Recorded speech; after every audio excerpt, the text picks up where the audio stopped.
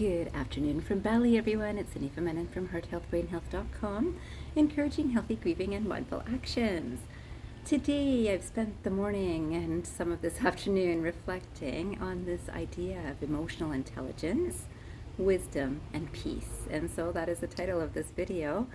And I thought it's so interesting that for the longest time, we talked about the intelligence quotient, which is IQ, and now we've more moved into the EQ, the emotional quotient, and have moved into emotional intelligence and understanding that. And I look at this and I link it with grief recovery. Of course, you know, that's the area that I focus on most.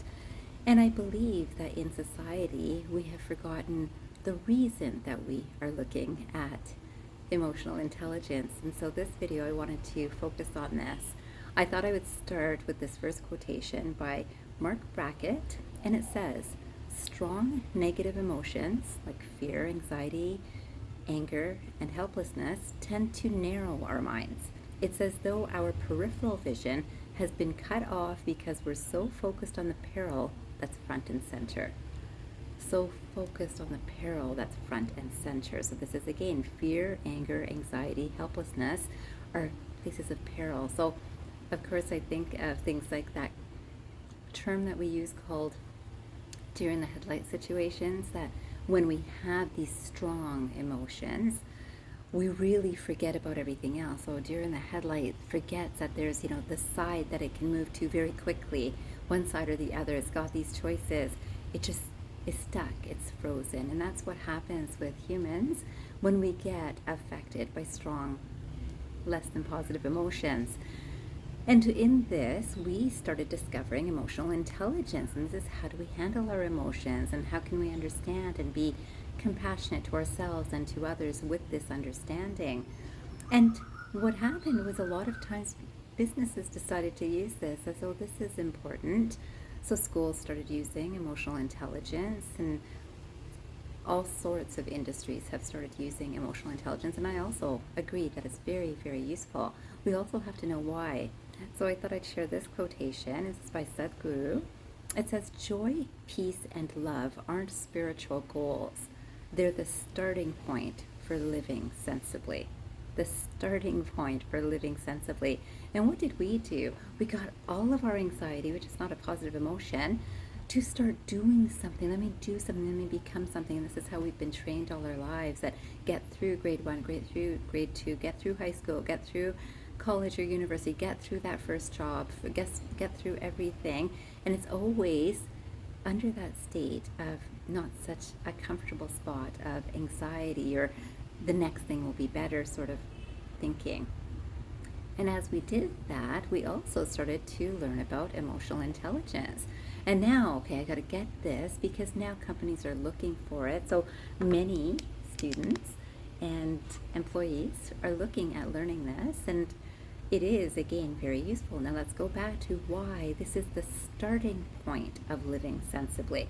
Now, if the starting point of living sensibly is not achieved by people who are already in positions of power, so leadership in any industry, but I will of course focus on healthcare and hospitality, what happens? It's this space of, okay, you've got to do this, and are you being emotionally intelligent? And I can give you a test and see where you stand, and no, I don't think that you're choosing the right things. That is for high emotional intelligence. And that again becomes, I've got to get better, as opposed to recognizing this is a starting point. And this is the space that many companies, many industries are not starting at. And this is also important to recognize, that we're already there. If we take the time to center ourselves, then we can understand that we already have this within us. It depends on our focus of attention. Are we looking at this, or are we looking at, I got to please the boss, or this will get me a better job, or this will get me a raise, or this will get me into the next company? What is the reason that we look at emotional intelligence? There is a wisdom in this. Now, learning has an intelligence. Again, it's interesting that we use this emotional intelligence. When we think of intelligence, it's very much linked with the mind. And there is something that's outside of the mind that leads to creativity, and that's a space of wisdom. that creativity and that loving, compassionate space is the same space of wisdom. Wisdom is also the space of truth. Now, the truth might be I'm trying to get a better job, so I will do everything I can take to check off the boxes on the interviewer's questions. And it's not the importance of why I do this. If it comes from this personal intention of let me be at peace so that I am starting from this space, it's a very different energy. And this is not something that can be measured, but it can certainly be felt. It's palpable. So I thought I'd read this quotation by Alex Noble too.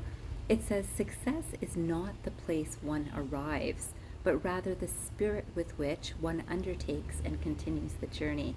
This is the thing about emotional intelligence and this journey. This is a continuous journey, is how can I be better? And as I'm better in terms of more peaceful, more joyful, more hopeful, more loving, more compassionate, all of those wonderful energies, and those also lead to wonderful emotions. Those are felt by ourselves first and then can be shared with the world. And today I would strongly encourage that we all focus on why are we interested in emotional intelligence. It's to bring peace with ourselves and outside of ourselves too. So first within and then outside. And this is interesting as the last quotation, because this is exactly the same thought that I'm encouraging for people to think about for their personal lives and their professional lives. This says, first, keep peace with yourself. Then you can also bring peace to others. So first, keep peace with yourself. Then you can also bring peace to others. And this is key because a lot of times when we're really interested in learning a little bit more, it becomes very much like IQ, just using a different word, emotional intelligence. It's still something to learn so that I can practice it, when really it's within us.